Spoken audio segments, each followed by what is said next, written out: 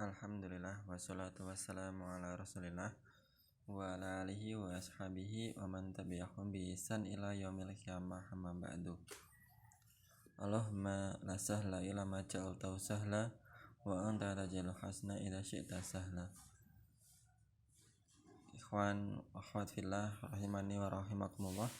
Alhamdulillah kita masih diberikan kesempatan oleh Allah Subhanahu wa taala mempelajari hukum-hukum yang Allah Subhanahu wa taala turunkan kepada kita, di mana kita bisa dengan mengetahui hukum-hukum tersebut kita bisa mengetahui mana yang hak dan mana yang batil, mana yang haram dan mana yang halal. Terutama yang pelajaran kita fikih pada kelas 9 ini banyak sekali tentang fikih makanan. Sebenarnya ini juga penting karena kita setiap hari juga makan. Dan saya pernah menjumpai buku yang sangat bagus sekali, buku tentang fikih makanan judulnya fikih makanan, terjemahan bahasa Indonesia. Bagus sekali, isinya tentang makanan, tebal, mungkin ya sekitar tebal, bukunya tebal, hardcover, dan tapi saya tidak punya. Dan kalau kalian jalan-jalan mungkin sekitar 400-an halaman. Kalau kita jalan-jalan, bukunya gambarnya buah-buahan, gambarnya warnanya putih.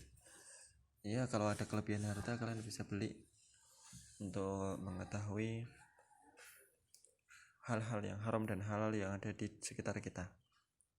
Nah, tidak ada ruginya. Kalian jangan sampai berpikiran bahwa saya membeli buku itu membeli kitab, membeli buku yang hal yang bermanfaat dengan keilmuan kita, membeli bensin untuk datang ke kajian itu menjadikan hartamu berkurang. Insya Allah enggak.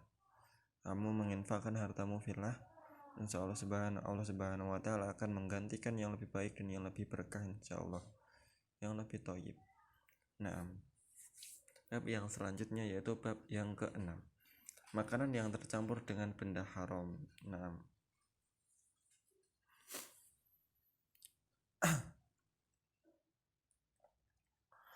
tercampurnya yang mubah dengan sesuatu yang haram termasuk salah satu sebab makanan itu menjadi haram.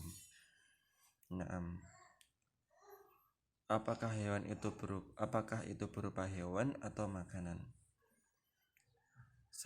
Adapun hewan seperti anak yang lahir dari hasil perkawinan hewan yang boleh dimakan dan hewan yang tidak boleh dimakan. Contohnya bigol. Nah, keledai itu tidak boleh dimakan. Terus kemudian kuda boleh dimakan.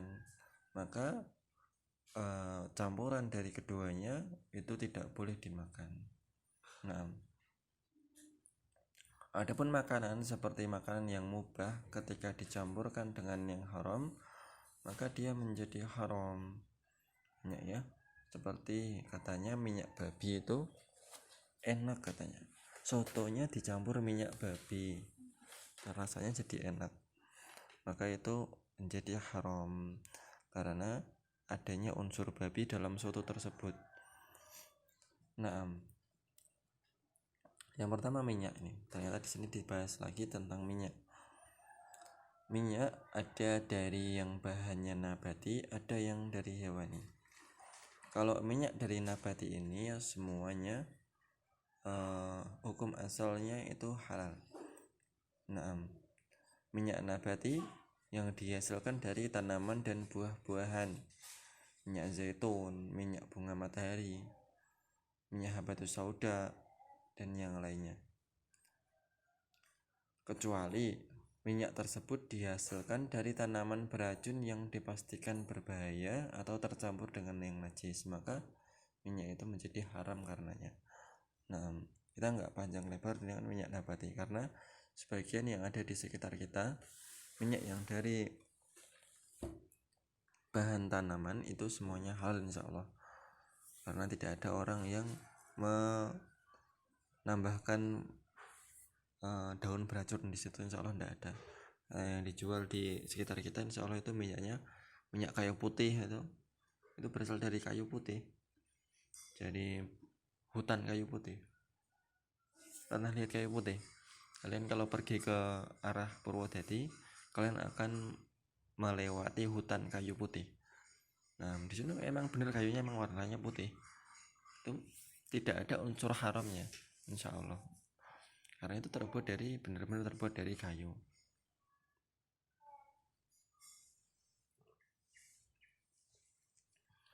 Kemudian yang kedua yaitu minyak hewani.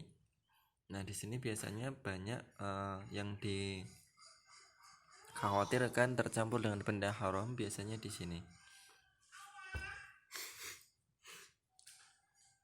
Yang pertama, minyak hewani yang berasal dari hewan yang dimakan dagingnya, seperti minyak dari onta, sapi, kambing, ayam, dan kelinci. Nah, ini hukumnya sama dengan dagingnya.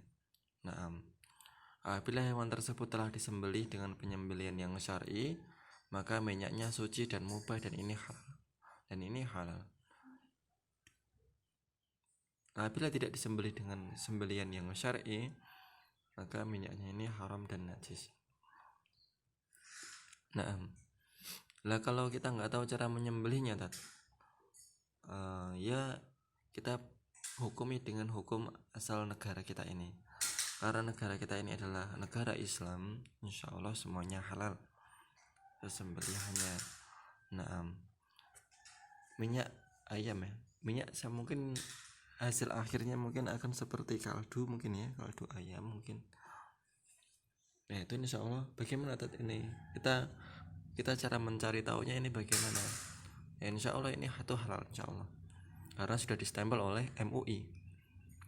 Tinggal lihat kemasannya aja, tidak usah antum mencari tahu ini disembelihnya dulu makanya dari pabriknya caranya gimana ya, ayamnya disembelih apa enggak ya, dan yang lainnya itu bukan tugas kita.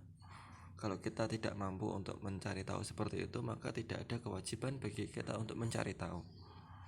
Karena kita sudah punya MUI yang di sana menstempeli makanan-makanan yang halal dan makanan-makanan yang tidak halal. Itu kaldu ayam itu sudah ada stempelnya, insya Allah stempelnya halal, dan kalian tidak perlu capek-capek untuk melakukan penelitian tentang pembuatan kaldu ayam. Nah, yang kedua itu minyak hewani yang berasal dari hewan yang tidak bisa dimakan dagingnya, anjing, babi, dan yang lainnya, mungkin bisa ular. Nah, itu minyak-minyak yang berasal dari tersebut, maka ini hukumnya sama dengan hukum dagingnya. Apabila dagingnya haram dan najis, maka minyaknya juga sama, maka dia haram dan najis, tidak boleh digunakan baik dalam makanan maupun campuran yang lainnya. Nah, yang kedua gelatin.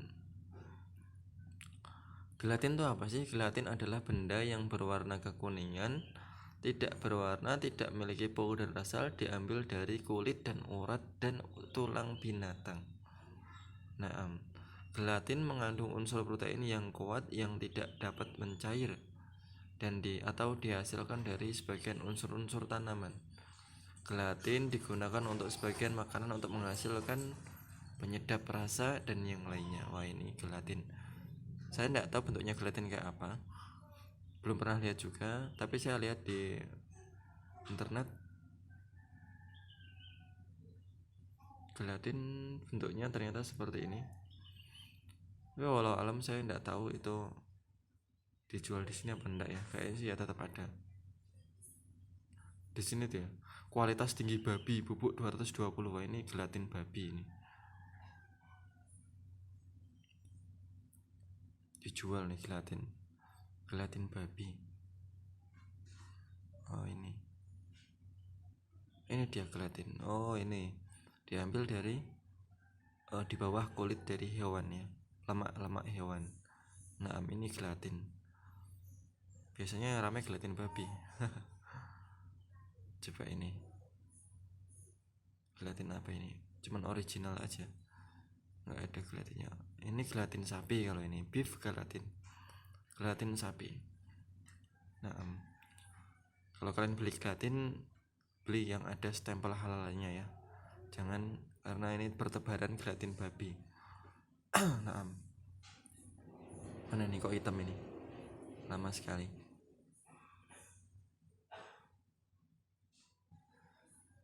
Hukum gelatin. Nah, Hukum gelatin benda-benda yang sesuai dengan asal gelatinnya sama ya. Kayak tadi seperti penjelasan dengan hukum dari minyak.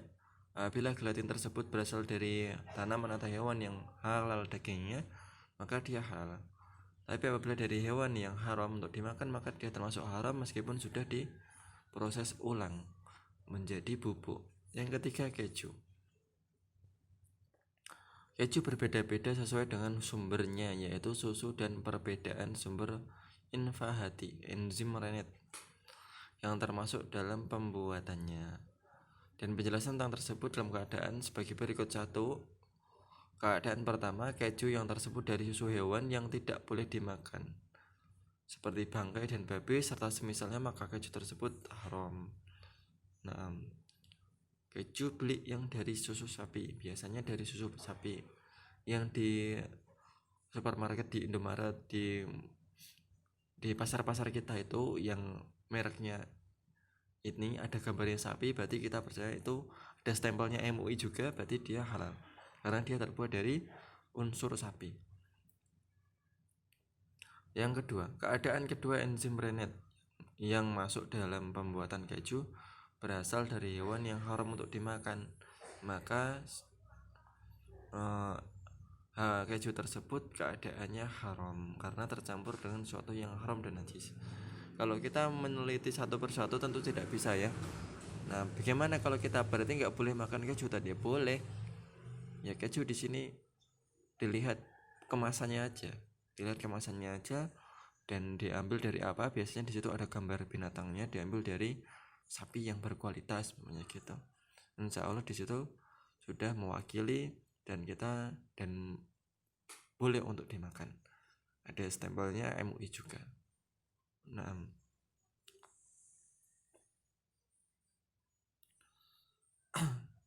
ini yang sedikit dari satu bab selesai kita.